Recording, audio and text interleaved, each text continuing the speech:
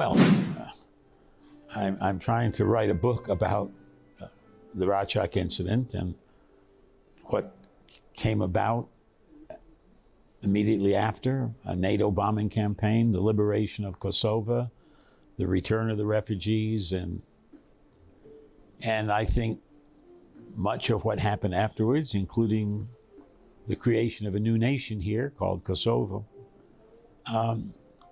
in a way began with the Recak massacre. From the beginning, of course, Serbia has been saying it's all not true, that Walker, they've had many explanations. One, that I came here as a CIA agent with international flavor from the OSCE, but that really I was sent here by the CIA or by the State Department or by the White House to somehow destroy Serbia, and that I was willing to tell any lie to destroy Serbia. The first thing to say is I wasn't with the CIA. I wasn't sent here to destroy Serbia. I had had previous pretty good relations with Serbia when I was in Croatia for the United Nations, heading up the mission there. I think the reason Mr. Milosevic, President Milosevic, accepted my coming to Kosovo was because he thought I was a Serb friend, that I had done things for the Serbs in eastern Slavonia to protect them from Croats. In Croatia, I tried to be on helping both sides. I wanted them to reconcile after a very nasty war. When I came here, I came completely neutral. And as things developed, we saw, not only I, but almost every member of the mission saw that the Albanian population here was being treated very, very badly by a government that claimed them as their citizens, but treated them not as other citizens. So when I know that the minister of propaganda under Milosevic was a gentleman named Vucic, and he was spreading the word that all these ridiculous things about me and what I came to Kosovo for, I understand why he is still using the topic of the Recak massacre and what was the Serb version of what happened. He continues to defend it. He continues to attack me. Fine. That doesn't bother me. I think most rational people understand that the evidence was overwhelming, that 45 villagers, men, boys, including a 99-year-old man, including a young teenager, were taken off under armed guard, and were executed in the middle of the night. That's what I saw the next morning. That's what I thought I was here to tell the world what was happening here. I saw what had happened in Recak, and I simply told the world. But I also said something that Mr. Vucic forgets, that I said, look, if anyone disagrees with me, bring in international investigators. Do autopsies on the bodies. Determine what killed them, what sort of weapons were used to kill them. And of course, the government in Belgrade, Judge Milinkovic or something like that from Niš, they took control of the bodies. They autopsied some of them well before the international forensic team came in from with Dr. Renta. And like I say, they continue to change their interpretation, their story as to what had happened. If I wasn't with the CIA, I'd gone up there in the middle of the night, I changed all their clothes, I shot the bodies myself. I mean, and to this day, they're sticking by that ridiculous story. And I'm afraid Mr. Vucic does not want to correct himself. You know, if we do talk about the Panda Bar thing, there is a connection between stories that were coming out of Belgrade when Vucic was the Minister of Information, propaganda if you want. They are very consistent. To this day, they are talking about Recak as though it either never happened, or Walker distorted it, or Walker was using it to somehow destroy Serbia. I'm an old man. I've known about Serbia for all my life. I know what they did in World War II. I know what they did as a part of Yugoslavia.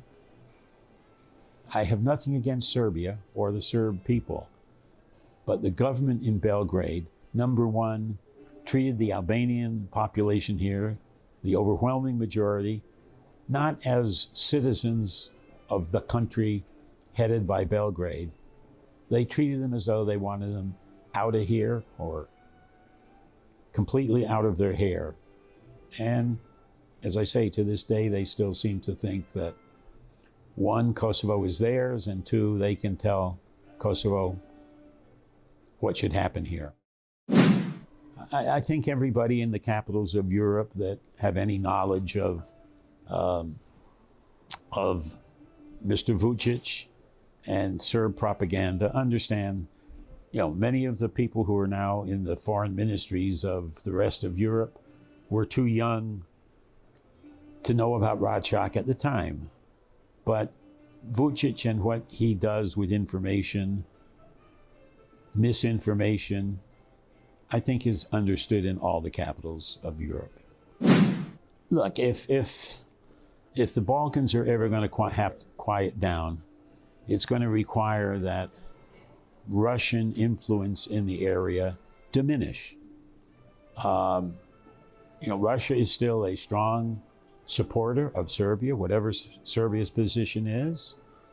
I understand in the negotiations, Serbia can be very tough on certain issues. I think that emanates from Moscow. I think the rest of the international community should come down a bit harder on Serbia if they want to be part of the modern world. If they want Europe to reside in peace, Moscow has to be pushed back. I don't see that happening right now with the negotiation process here, what's happening in Ukraine. It's obvious that Russia, especially under Mr. Putin, but I understand if he falls, the people that might come next might be even worse, nationalists. I think the international Western part of Europe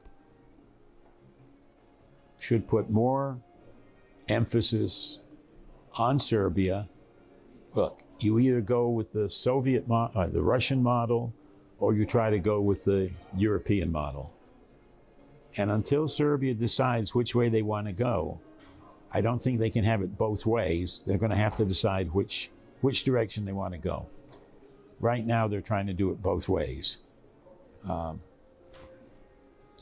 I think, you know, right now you've got the former leadership of this country, the former president, the former Speaker of the Parliament, former very high official within the official party in The Hague, accused of war crimes.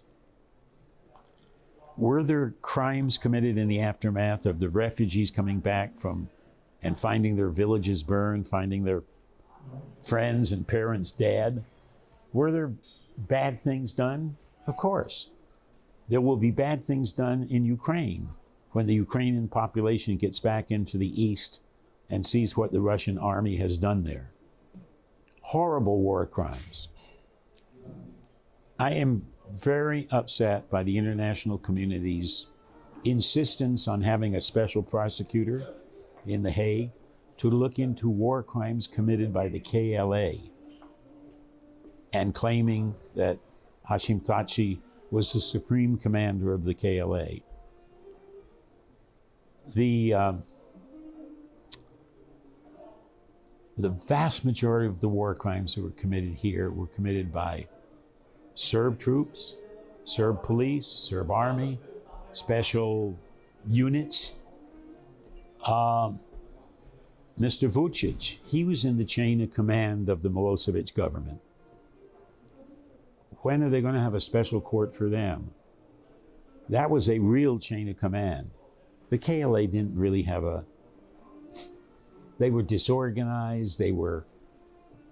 One commander was in Peja, the other was in Poljevo. They were not warlords, but they were in control of their area. They did not receive orders. So the bad things that happened in the aftermath, I think, were committed by civilians. Came back here, they saw what had happened to their village. They didn't like someone who was a collaborator or who had participated in a crime. That's where the crimes were committed, but they weren't war crimes from the top. Take a look at what the Serb army did, the Serb police, the people that were under the command of Milosevic, Vucic. I'm very critical of what's happening in The Hague right now. I was just talking to someone, what do you think is the status of Kosovo right now? Over the last 20 years, but especially after independence, when you set up a government, you formed a parliament, I've been very critical. I was critical of Hashim Thachi. I was critical of other politicians. I'm sure I will be critical of Albin Kurti with some of the things they do. But there has been the dramatic establishment here of a real democracy. Yes, there are parties arguing politically, that's great. But you've also had election after election. The losers have not done what they did in Washington on January 6th. Peaceful transition from one party to another in the parliament. The freedom of the press here, looks like it's absolute to me. If I went on and praised Serbia or praised anything, I'm sure you would publish it. As I describe it, I was here when this baby was born, okay? I watched it come out of the cradle. I watched it grow a couple of years. Mistakes were made. Your leaders from the KLA or from the civilian side had no experience running a country because they weren't allowed to run anything under the Serbs. So mistakes were made.